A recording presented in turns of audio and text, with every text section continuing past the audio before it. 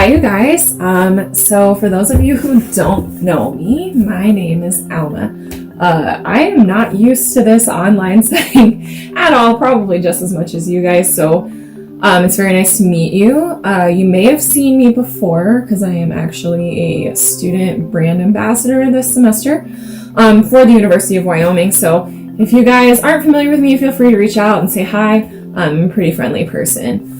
So I've actually been in Laramie for several more years than your typical student, and that is because this is actually my second bachelor's degree. So I'm getting my second bachelor's right now in engineering. But yoga is a huge hobby of mine, so when Cowboy Coffee reached out to me, I thought it would be great for me to kind of show you guys some moves to help us in this time while we are all sitting, typing, and loafing around the house a lot. And so yeah, I'm happy to do that. I want to start by saying that I am a group fitness instructor on campus as well, but I am not a yoga instructor specifically. So for the logistics, for the more technical Sanskrit names, anything of that nature, we have excellent yoga instructors on campus. I've been to almost every single one of their classes at this point, and they're all amazing. So the deep, intimate details, you definitely need to reach out to them for. But I just want to show you guys some moves about a hobby that I'm super passionate about doing. And so yeah, I hope you guys enjoy and let me know what you think. Okay, you guys, so the first one that I would love to do with you guys today is actually going to be a hip opening exercise. So this is really good for those of us that have been sitting around the house a lot. I am the first and foremost the person to talk about this. So all you would need, I recommend if you don't have a mat, actually to use a towel for this one. It's really good to have more of a slippery surface. So yeah, it's really helpful as well for you, and that's what I am going to do. Okay, so for this guy, you're going to start off kind of getting into a nice tabletop position. Okay, this means that your hands are under your shoulders and your knees are just underneath your hips. Okay, now the best way to start this one is honestly to lay down flat. Okay, so if this feels good, you can go ahead and take either left or right leg, this is my left leg, up to 90 degrees, okay? And you can just try to relax into the pose. Try to keep the foot flexed, because it will help you a lot. And think about evening out your hips as much as possible, so really opening up towards the floor, okay? If you choose this option, great. However, we don't have one hip, we have two sides or hip. So go ahead, and when you're ready, you can switch it to the opposite leg. Again, just focusing on pushing through. You can even take it up if you want and open up the chest, really pushing the shoulders down away from the ears as well. This will give you a deeper stretch. Now, if you really want to get gutsy, okay, or if you're really feeling flexible today, you can also take the knees out to the sides at the same time, okay? So I'm going to be kind of up close in your grill right now, but see how far you can take your hips, okay? Now, if you're really flexible, you can straighten your legs all the way out. I'm not that flexible, so it's okay, all right?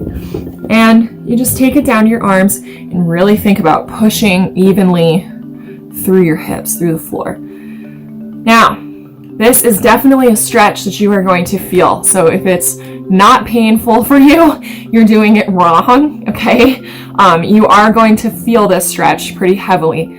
I think the key with this one is don't come out of it too soon. Really try to breathe into it, and you'll find that it actually becomes easier over time. It'll feel a little more natural to you as more time passes. So for these are more chest opening. This essentially means that we're really forcing our shoulders back away from the front of our body. This is supposedly to help with posture, but typically heart openers are also meant to make you more receptive to emotion if you're more into the meditative yoga side of things. Okay, but for this one, you will need a block. I have yoga blocks. If you don't, a good thing to use is actually Harry Potter books. I used to use Harry Potter books on this one all the time. Okay, so that being said, the goal with this one is you want to place the block right in between your shoulder blades, right where they meet. And it's because you're going to be leaning all of your weight onto this block. Okay, so with this one, we're just going to get ourselves ready here and just let your head fall. Okay, palms are facing up towards the ceiling. You can just relax into this and really breathe into it. Okay? Now, if this feels good, okay, you can definitely turn this into a more complex active pose, and it's called fish.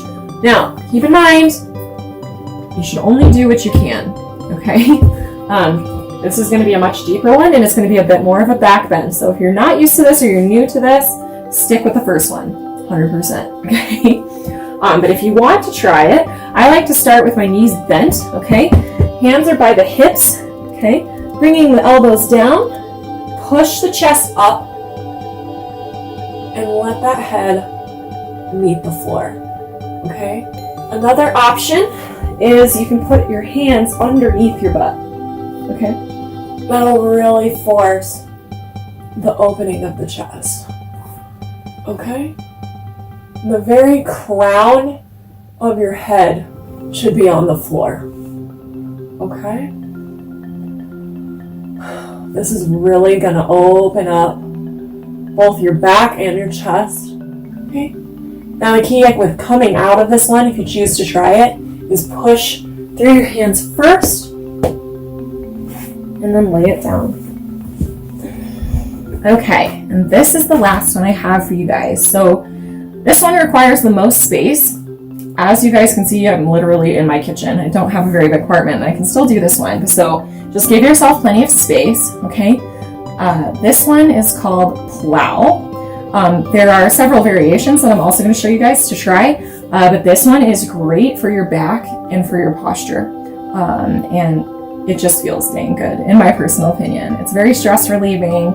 It's a passive pose, and it will kind of give you a chance to like calm down and de-stress, which we could all use right now.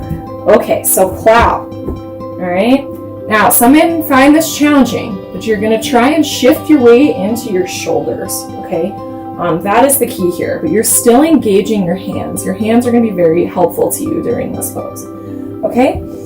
So for this one, okay, you're basically going to put your hips over your head, okay? So you're going backwards, all right? Now, there's several steps to this one, okay? You can start here.